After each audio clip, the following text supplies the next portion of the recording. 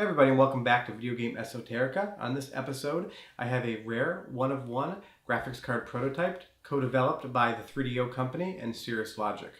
Basically what happened was in 1996, Cirrus wanted to better compete with 3D effects, so they contracted 3DO to let them use the Bulldog GPU from the 3DO M2 in one of their graphics cards.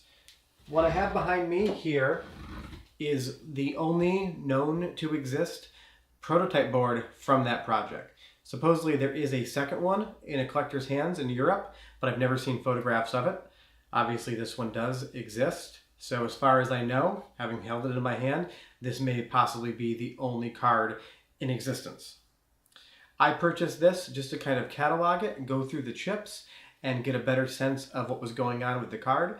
This is going to be leaving my possession quite shortly to go to another 3DO collector's hands. They have some plans on putting this into a period computer and seeing what they can do. I just don't have the time, the general expertise to go through 1997's computer hardware and figure out exactly what this card may or may not do.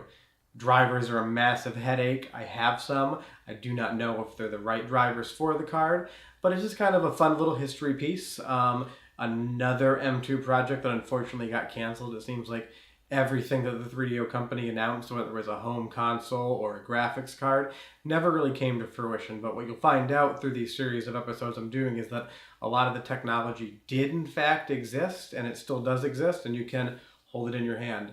So go ahead and watch the video I produced on the chip overview. If you have any questions, leave them in the comments below. Otherwise, follow us. We've got some more exciting stuff coming up, and enjoy the card. So what we have here is the 3DO M2 Marvin Prototypes graphic card board made by Cirrus Logic in conjunction with the 3DO company. There is not a lot known about this board. It is the only one I've ever seen photographed. Rumor has it that there is a second one in existence, but considering this is the only one I've ever seen, it's kind of hard to say how many of those may remain out there. On the board you have VGA on the left hand side, and it is just the one connector. I assume this was the only planned connector for the board, as VGA was kind of the standard in 1997 when this was supposed to release. Copyright is 96 on the board, but since this was a prototype planned for 97, still kind of fits into that mold. On the card is the Cirrus Logic 2D chip, which is going to handle all the 2D operations for the card itself. Underneath the small fan on the top of the chip is the Bulldog ASIC. In the 3DO M2, this chip would have handled all graphical operations as well as audio and memory management functions. It's impossible to say with 100% certainty its entire function on the Marvin prototype board, but a safe assumption is that it exclusively used a dedicated GPU to render the polygons and other graphical functions for the board. On the bottom we have the 3DO Tacoma chip, which is totally undocumented and only appears on this board. Considering the M2 console used PowerPC architecture, where this card would have been destined for an x86 architecture platform, a safe guess would be that it's interpreting the instruction set from x86 and translating that into something the Bulldog chip could have understood.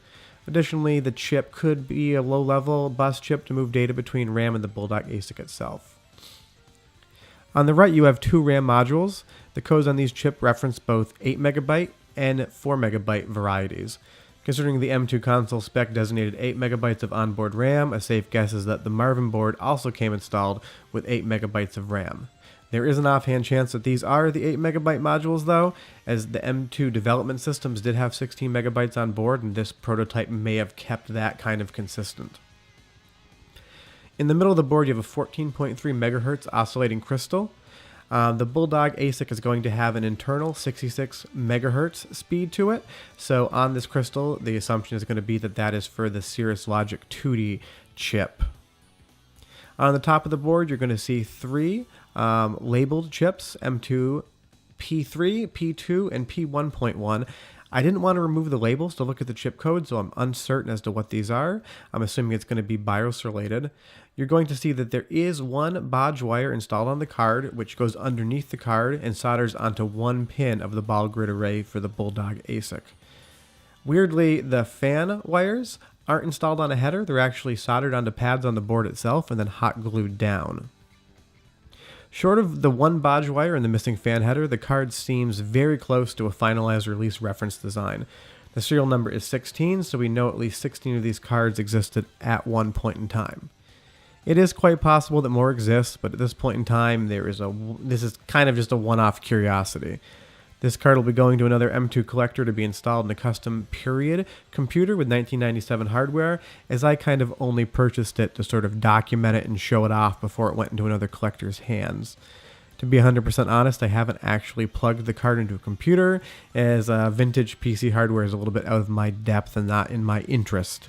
The next owner has said that he's going to be making YouTube videos showing off what the card can do graphically. Drivers are kind of a question mark. I do have some, but I'm not sure how well they will work. But that's the Cirrus Logic M2 powered graphics card. It's just another canceled M2 project that never saw the light of day, unfortunately.